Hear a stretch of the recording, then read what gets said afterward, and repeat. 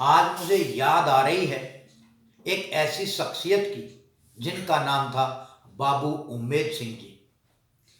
मेरठ शहर में रहते थे। 86 वर्ष के हो गए।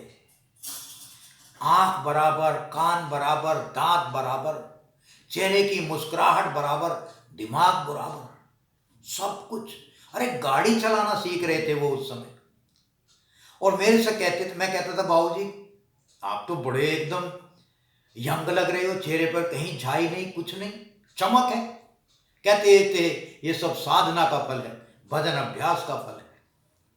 वो कहते थे अनिल मेरे तो घुटनों में भी दर्द नहीं होता, मेरी तो कमर में भी दर्द नहीं होता, मुझे कहीं कोई दर्द नहीं होता है, मुझे कुछ दुख ही नहीं है, ना कोई दुख है और ना कुछ किसी चीज का मलाल है। मैं तो बस जीता जागते स्वर्ग में हूं। और क्यों ना होते वो स्वर्ग में, मैं उनके घर जाता था। मेरा उनसे बड़ा घनिष्ठ संबंध था क्योंकि मैं साधु सन्यासियों को, साधकों को तलाश करते रहता था। बचपन से ही मेरी ये प्रवृत्ति रही है, जहां से कुछ मिल जाए ले लो। अरे जब भगवान राम अपने भ्राता लक्ष्मण को भेजते हैं रावण के पास के जाओ कुछ सीख के आओ, तो हम भी तो उन्हीं की वो हमारे बड़े थे, उन्हीं की तो संतान है, हमारे पूर्वज थे, तो वो तो प्रवृत्ति आनी है। तो हमें उनसे बड़ा कुछ सीखने के लिए मिला। हम कहते उनके बच्चों के पोतों वोतों के पास जाकर के, अरे बाबूजी के पास एक पुस्तक है, जरा वो हमें देना। बोले बाबूजी आएंगे तब बाबूजी से पूछ के देंगे। वीडियोज होती थी उस समय साधना के बारे में, गुरु महाराज के ज्ञान के बारे में, उनके संदेश के बारे में विशेष वीडियोज आती थी। तो मैं कहता था मुझे वो वीडियो दे दो बाबूजी के पास। तो उनके पोते कहते बाबूजी से पूछ के देंगे, बाबूजी आएंगे तो। और मैं कभी जाता, मैं पूछता बाबूजी हैं? हाँ है। कहाँ है? ऊपर गए तो दिन में देख रहा हूँ 2 बजे ध्यान में बैठे, रात को 9 बजे पहुंचे तो ध्यान में, शाम के 6 बजे तो ध्यान में। कभी उन्हें पता चल जाता कि अनिल आया तो मिलते थे, या कभी ध्यान में नहीं होते थे तो लंबी बात भी होती थी। तो मेरे से कहते थे अनिल तुमसे बात करने में मुझे बड़ा आनंद आता है। अरे मेरी तो कोई बात ही नहीं समझ पाता, और तुम्हारी बात को मैं समझ पाता हूँ, वो मेरी बात को तुम समझ पाते हो, क्योंकि तुम्हारा भी वही रास्ता है, मेरा भी वही रास्ता है। मैं कुछ सीखना चाहता था। मैं कहता था बाबूजी मुझे आपसे बहुत कुछ सीखने के लिए मिलता है। दादाजी उनके पोते पोतियां हो गए, लेकिन बिना बाबूजी की सलाह के तो सब्जी ना बने घर में, बिना बाबूजी की सलाह के कोई बहू घर से ना निकले, कोई कुछ नहीं कर सकता था। कुछ भी काम बाबूजी से पूछना, पिताजी से कोई नहीं, पिताजी से पूछना, माताजी से पूछना नहीं, बुआ जी से पूछना नहीं, बड़े भाई से पूछना नहीं, नहीं बाबूजी से पूछना। ये था उस घर का प्रचलन। तो वो उनसे मेरी जब बात होती थी मैंने समझा कि वो कम से कम 6 घंटा तो साधना में बैठते थे। मैं ये नहीं कह रहा हूं कि अरे मेरे से नहीं बैठा जाता इतना साधना में, लेकिन जो जितना जिन खोजा 3 पाइयां गहरे पानी बैठ, मैं बोरा डूबन डरा राह किनारे बैठ। जो किनारे हैं जिन्हें कुछ नहीं दिखाई देता, कहते कुछ नहीं है समुद्र के अंदर, खाली रेत है, कंकड़ पत्थर है, तो वो गहराई में उतरे नहीं, नजदीक में देखा, और जो गहराई में उतरे उन्हें पारस और मोती मिले। तो बात गहराई में उतरने की है। तो बाबूजी ने अपने आप को साधना में उतारा। जो उन्हें गुरु महाराज जी ने ज्ञान दिया, विधि दी, उसका डट के अभ्यास किया। उनका जीवन, वो कहते थे मेरे लिए तो सब स्वर्ग है, आनंद में, ना मुझे जीने का और ना मुझे मरने का कोई फर्क ही नहीं पड़ता है। कभी कभी मेरी उनसे ऐसा नहीं है भाई, मैं सीखना चाहता था तो मैं तो अर्जुन की तरीके से ठहरा, बहस भी कर लेता था, कभी गर्मा गर्मी भी हो जाती थी मेरी, मैं भड़क जाता था। अब मैं भी बड़ा स्पष्टवादी, हाँ बहुत क्रोधी होता था कभी मैं, अभी तो सब कृपा है प्रभु की। तो उनके कभी कभी बच्चे पोते होते कह देते थे हम नहीं सुन सकते बाबूजी के साथ इस तरीके से वो पेश आए। तो बाबूजी कहते थे खामोश, वो मेरा और अनिल का मामला है, कोई नहीं बोलेगा बीच में, तुम कौन होते हो, तो फिर कोई कुछ नहीं बोलता था। और मेरे से कहते थे अनिल बोलो, तुम जो बोलना है निसंकोच बोलो। जैसा मैं बोला बाबूजी मुझे तो जैसा लगता है बोलूँगा, अगर मुझे लगता है कहीं आप गलत हो तो मैं आपको गलत कहूँगा ही। बोले कहो, क्या बात है। ऐसी ऐसी थी वो हस्ती। तो भाई ये ज्ञान का प्रकाश है। उन्होंने उस ज्ञान का अभ्यास किया तो उसका प्रकाश बाहर भी झलकता था, अंदर भी झलकता था। वो बड़े बड़े जो महात्मा ऋषि मुनि मेरे सवाल का जवाब नहीं दे पाते थे, मैं उनके पास जाता था, इसलिए बहस करने के लिए नहीं जाता था, मैं इसलिए जाता था कि मुझे कुछ रास्ता मिले। और वो मुझे जब मेरे से बात करते थे तो मैं कहता था अरे महात्मा जी मैं तो आया था आपसे कि मुझे और आगे की और कुछ आप बात बताएंगे, आप मुझे फिर संसार की बात बता रहे हैं, समझा रहे हैं।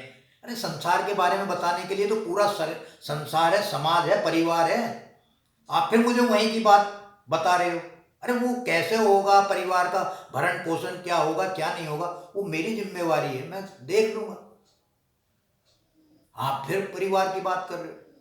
अरे बात करो तो दरबार की करो, ज्ञान की करो, भक्ति की करो। आप यहां रह करके भी, आश्रम में रह करके भी दुनियादारी में फंसे हैं, और मैं दुनियादारी से आया हूं निकल के कुछ समय के लिए आश्रम में।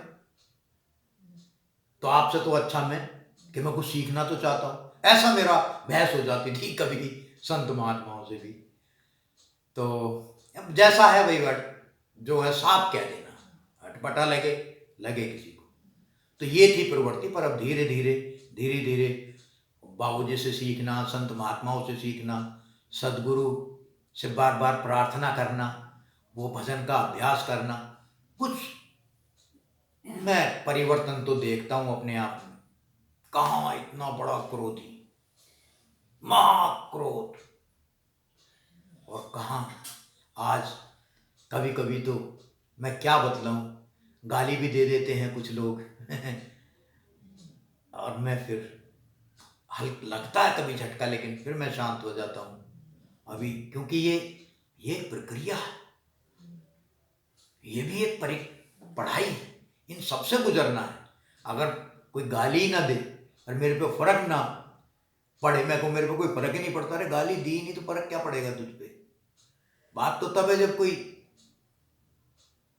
तीर चुभोए और असर ना हो। असर होता है, भगवान राम को भी हुआ, दुख हुआ, दर्द हुआ, शंकर भगवान को भी हुआ, तो मैं किस खेत की मोली हूं। बात थी तो मैंने बात कही बाबूजी की, सब तरह के चरित्र हैं इस संसार के अंदर, तो वो चरित्र मैं आज उन्हें नमन करता हूं। आज बाबूजी हमारे बीच में नहीं है, इस संसार में, इस शरीर से नहीं है, परंतु मैं ये अच्छी तरीके से जानता हूं कि सदगुरु के श्री चरणों में उन्हें स्थान मिला है, मिला होगा। कभी किसी का बुरा नहीं चाहा उन्होंने, और किसी ने बुरा कह भी दिया तो अंदर नहीं लेते थे। कहा है ना कि वो वेद व्यास जी ने कहा उसको, द्रौपदी को, कि 3 नियम का पालन करेगी तो तू बच जाएगी, तो पर दोष नहीं लगेगा। किसी को ठेस देना मत, और कोई तुझे ठेस दे तो बुरा बोलना मत, बुरा मत मानना दिल से।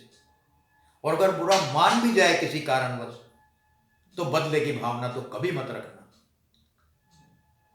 और यही कारण था कि बाबूजी के अंदर वो तीनों गुण थे। पहले तो वो कोशिश ही नहीं करते थे किसी को ठेस दें, और अगर उन्हें किसी ने ठेस दे दी तो दिल पे ही नहीं लेते थे, कोई फर्क नहीं पड़ता था। और बदले की भावना तो मैंने जिंदगी में नहीं देखी। तभी वो आखिरी क्षणों में भी आनंद मग्न अवस्था में रहे, और श्री सदगुरु के श्री चरणों में उन्हें स्थान मिला। मुझे ऐसा लगता है, ऐसा होता ही है। अरे ऐसे साधकों को स्थान नहीं मिलेगा तो किसे मिलेगा। और जो भाग जाए, अर्जुन भागे, स्थान मिला। एकलव्य नहीं भाया, जबरदस्ती की भक्ति नहीं होती, पहले प्रसन्न करना पड़ता है गुरु को। तो साधना करना, सदगुरु जो सदगुरु हैं जीवन में, उनकी मूर्ति, उनकी फोटो सामने रख के साधना करने से पहले, ध्यान करने से पहले उनसे प्रार्थना करना कि हे मेरे श्री गुरु महाराज जी, मुझे कुछ नहीं मालूम, ना प्रार्थना आती है, ना भजन आता है, ना साधना आती है, ना समझना आता है, ना सुनना आता है, बस बैठ गया हूँ, बैठना भी नहीं आता, समर्पित हूँ, रक्षा करना, दया करना, मुझे इस मार्ग पे आगे बढ़ने के लिए मेरी मदद करें प्रभु। तो मदद मिलती है। रस्सी आवत जावत, रस्सी आत जात से सिर पर पड़त निशान। तो जब रस्सी बार बार आती जाती है तो निशान पड़ जाते हैं कुएं की मन पर। तो इसी प्रकार अभ्यास करते करते, प्रार्थना करते करते, कबीर हो गए, मीरा हो गए, तुलसी हो गए, तो बनो भ्रम में नहीं, भ्रम से निकल। अरे प्रेमी भ्रम में फंसा हो तो क्या, किसे निकालेगा वो भ्रम से? कौन सुनेगा उसकी बात? लोग कहते जी हमारी बात का असर नहीं पड़ता, परिवार में कोई सुनता ही नहीं है। अरे तुम ही अपनी नहीं सुनते, तो पहले सुनना शुरू करो स्वयं को। और जब अपने आप को सुनना शुरू करोगे तो फिर किसी को सुनाने की जरूरत भी नहीं है। जहां गुड़ होता है चींटियां अपने आप आती है। तो अगर वो प्रकाश ज्ञान का झलकेगा, अपना अनुभव किया होगा, तो चींटियां तो आएंगी ही। और चींटियां आने के लिए थोड़ा ही भजन अभ्यास किया जाता है, वो आए ना आए अपने आनंद के लिए किया जाता है। तो ये क्षण है, ये मौका है, खो जाओ खुद में और पालो खुद को खुद ही में। इन्हीं शब्दों के साथ बहुत बहुत धन्यवाद। फिर होगी मुलाकात। नमस्कार।